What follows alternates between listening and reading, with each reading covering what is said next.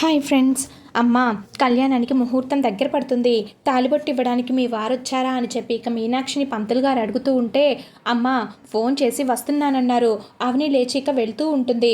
ఇక ఫోన్ చేసిన గొంతు చించుకొని అరిచి గీ పెట్టినా మా డాడీ ఇక్కడికి వచ్చే పరిస్థితి లేదు, మా డాడ్ రాలేడని ఇక పల్లవి తెగ సంతోషపడిపోతూ ఉంటే, ఇక చక్రధర్కి ఫోన్ చేసిన రాజేశ్వరి లిఫ్ట్ చేయదు.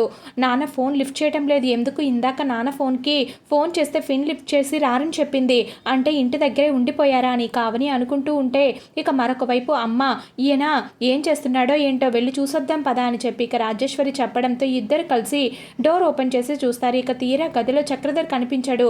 రాజేశ్వరి అల్లుడు గారు కిటికీలో నుంచి బయటకు వెళ్ళిపోయారా అని చెప్పి ఇక భానుమతి చూసి చెప్తూ ఉంటుంది. ఇక వెంటనే రాజేశ్వరి పల్లవికి ఫోన్ చేస్తుంది.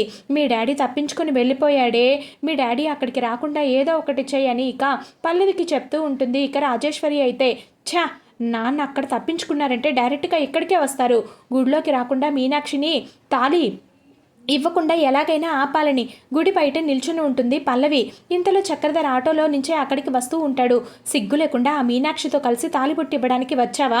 మొన్నటి వరకు నువ్వే మీనాక్షి భర్తవని చెప్పడానికి ఆమె దగ్గర ఎలాంటి సాక్ష్యాధారులు లేవని, కాబట్టి తాలిబొట్టి ఇచ్చిన వెంటనే ఇదే గుడిలో మీనాక్షిని నీ భార్య అని చెప్పడానికి ఆవిడ మెడలో తాలి కట్టినా కడతావు నువ్వు. సొంత కూతుర్నైనా నన్ను పట్టించుకోకుండా ఆ అవనిని, దాన్ని కూతుర్ని ప్రేమగా చూసుకుంటున్నావు.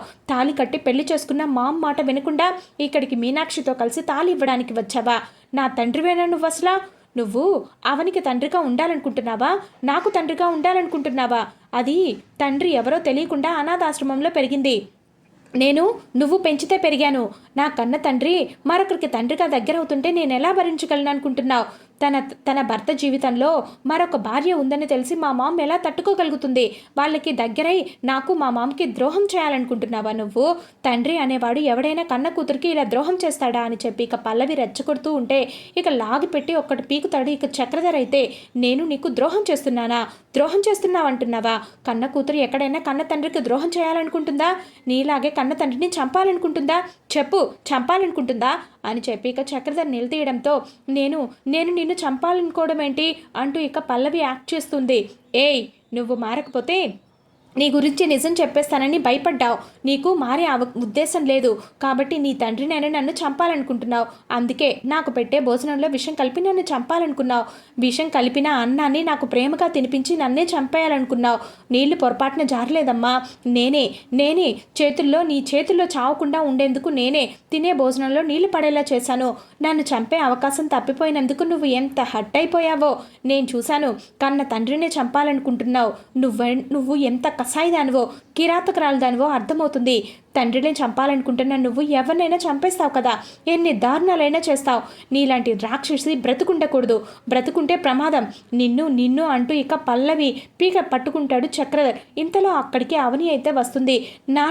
నానా ఏంటిది? వదలండి నాన్న, వదులు నాన్న, ఏం చేస్తున్నారు? కూతుని చంపేస్తారా అని చెప్పి ఇక విడిపిస్తూ ఉంటుంది. ఇలాంటి చస్తేనే మంచిదమ్మా, మీలో మార్పు వచ్చింది, మారారని నేను సంతోషిస్తుంటే మళ్ళీ ఇలా ప్రవర్తిస్తున్నారేంటి అని చెప్పి కావని నిలతీయడంతో, పల్లవి నువ్వు లోపలికి వెళ్ళు, చెప్పేది నీకే వెళ్ళు అని చెప్పి ఇక పంపించేస్తూ ఉంటుంది. ఇక పల్లవిని అక్కడి నుంచి, ఏంటి నాన్న మీకు అంత కోపం ఆవేశం ఎందుకు వచ్చిందని చెప్పి కావని అడుగుతుంటే, నువ్వు దాన్ని విడిపించి తప్పు చేశావమ్మా. పల్లవి తన కన్న తల్లి అయినా మీనాక్షి గురించి తప్పుగా మాట్లాడుతుంది, అసలు ఇలాంటి దాన్ని క్షమించకూడదు ఆవేశంగా చెప్తూ ఉంటాడు చక్రధర్. ఈ మాటకి ఆవిని ఒక్కసారిగా షాక్ అయిపోతూ, ఏమన్నారు?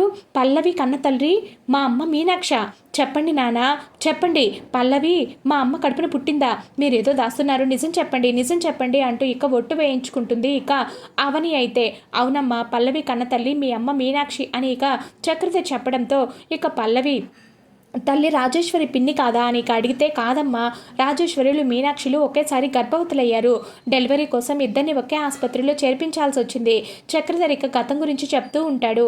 మీ అమ్మ మీనాక్షికి 12 ఆడబిడ్డ పుట్టింది, హెల్దీగా ఉందని డాక్టర్ చెప్పారు. అప్పుడే మీ పిన్ని రాజేశ్వరికి మగబిడ్డ పుట్టాడు, కానీ బిడ్డ బ్రతికే అవకాశం లేదని ఇక డాక్టర్ చెప్పడంతో ఎలాగైనా నా బిడ్డను బ్రతికించమని బ్రతిమలాడాను. బిడ్డకి హార్ట్లో హోల్ ఉంది, 100% బ్రతికే ఛాన్స్ లేదని ఇక డాక్టర్ తేల్చి చెప్పడంతో, డాక్టర్ గారు నా భార్య తనకి పుట్టబోయే బిడ్డ మీద ఎన్నో ఆశలు పెట్టుకుంది. తను చాలా సెన్సిటివ్ డాక్టర్. తనకి పుట్టిన పరిస్థితి, బిడ్డ పరిస్థితి ఇదని తెలిస్తే నా భార్య బ్రతకదని ఇక చక్రధర్ బ్రతిమలాడుతూ ఉంటాడు. మీనాక్షికి పుట్టిన ఆడబిడ్డని తీసుకెళ్లి రాజేశ్వరి దగ్గర, రాజేశ్వరికి పుట్టిన మగబిడ్డని మీనాక్షి దగ్గర మార్చాడన్నమాట. రాజేశ్వరికి ఏం కాకుండా కాపాడడం కోసం ఆ రోజు నేను అలా చేయాల్సి వచ్చింది. పల్లవి మీనాక్షి కడుపున పుట్టిన బిడ్డమ్మ అని చెప్పి ఇక చక్రధర్ చెప్పడంతో, మరి ఈ విషయం మీరు నాకు అని చెప్పి కావని అడుగుతూ ఉంటే ఇక మీనాక్షి అయితే వస్తుంది. ఏవండి, లోపల అందరూ మీకోసం ఎదురు చూస్తున్నారండి, కళ్యాణానికి టైం అవుతుందని పంతులు గారు పిలుస్తున్నారు, రండి అని చెప్పి కనడంతో, మీ నాన్నగారికి లోపలికి తీసుకురాకుండా ఇక్కడేం చేస్తున్నావమ్మా? సరే పదండి, రండి అందరినీ లోపలికి తీసుకువెళ్తూ ఉంటుంది ఇక మీనాక్షి అయితే.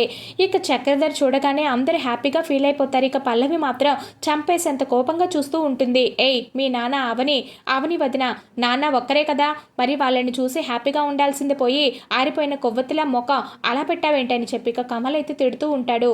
ఇక చక్రధర్తో కలిసి పట్టు చీర, తాలిబొట్టు సీతమ్మ వారికి సమర్పించబోతూ ఉంటుంది మీనాక్షి. ఇంతలో ఒక్క నిమిషం అంటూ ఇక పల్లవి చేయి పట్టుకుని ముందుకు తీసుకువచ్చిన మీనాక్షి పక్కన నిల్చోబెడుతూ ఉంటుంది అవని. దీంతో చక్రధర్, మీనాక్షి, పల్లవి కలిసి సీతమ్మ వారికి చీర, తాలిబొట్టు సమర్పిస్తూ ఉంటారు. అలా కళ్యాణం బ్రహ్మాండంగా జరిగిపోతూ ఉంటుంది. కళ్యాణం అయిపోయిన తర్వాత మీనాక్షితో మాట్లాడుతూ ఉంటుంది ఇక పల్లవి. ఆ రోజు ఏమన్నావు నువ్వు? చక్రధర్ నీ భర్త అని నలుగురిలో ముందు ఒప్పుకుంటే చాలన్నావు. నీ బిడ్డలకు తండ్రి చక్రధర్ అని లోకానికి తెలిస్తే చాలన్నావు. నీ భర్త విషయాలు నీకు అవసరం లేదన్నావు. నీ భర్తతో కలిసి ఉండాలనుకోవటం లేదన్నావు.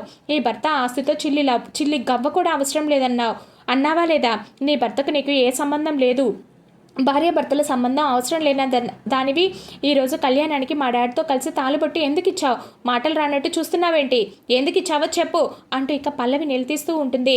నేను మీ నాన్నతో కలిసి భార్యాభర్తలుగా కలిసి ఉండడం కోసం ఇవ్వలేదు, నా మొక్కు తీర్చుకోవడం కోసం ఆయనతో కలిసి తాళిబొట్టు ఇవ్వాల్సి వచ్చింది అని చెప్పి ఇక మీనాక్షి చెప్పడంతో, అబద్ధం అంటూ ఇక పల్లవి అయితే గట్టిగా అరుస్తూ ఉంటుంది. ఇక అది చూసిన మీనాక్షి అయితే, అమ్మా చూడు, నేను కూడా నీకు తల్లి లాంటి దాన్ని. ఇన్నాళ్ళు భర్త లేకుండా సమాజంలో తిరుగుతూ ఉంటే ఆ బాధ, ఆ నరకం ఎలా ఉంటుందో నాకు బాగా తెలుసు. అలాంటి నరకాన్ని, బాధని నేను మీ అమ్మకి ఇవ్వాలనుకోవట్లేదు. నా ఉద్దేశం కూడా అది కాదు. నేను నా భర్తని మొదటి సంవత్సరం అప్పుడే ఇదిగో ఈ విధమైన కోరిక అడిగాను. అప్పటి నుంచి ఈ కోరిక తీర్చుకోవాలని నేను ఎన్నో ఏళ్ళుగా ఎదురు చూస్తూ ఉన్నాను. నేను చనిపోయేలోపు ఈ కోరిక తీరుతుందో లేదో అని ఎన్నోసార్లు బాధపడ్డాను.